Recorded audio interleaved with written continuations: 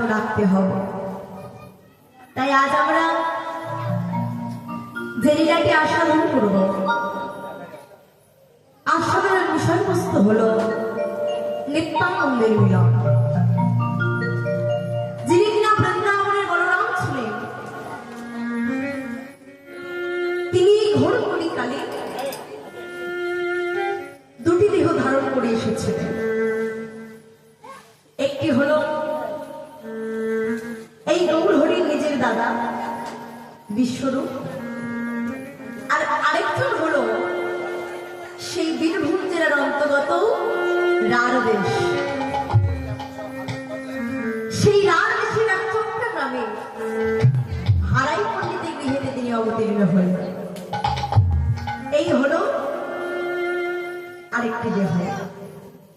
এইবার ওই দুটি দেহ কিভাবে মিলিত হয়ে নিত্যানন্দ প্রভু হলো, সেইটা আজ আমরা আস্বাদন করব। জয় রাধে।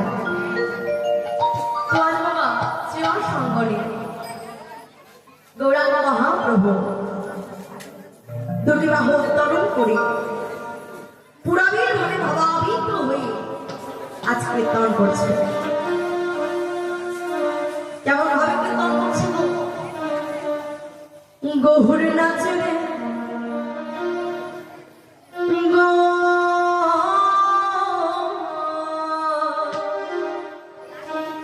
নাচে রে গৌর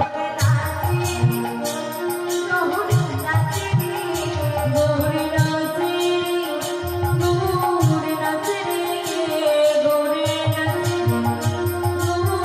নাচে রে নাচে রে নাচে নাচে রে নাচে রে নাচে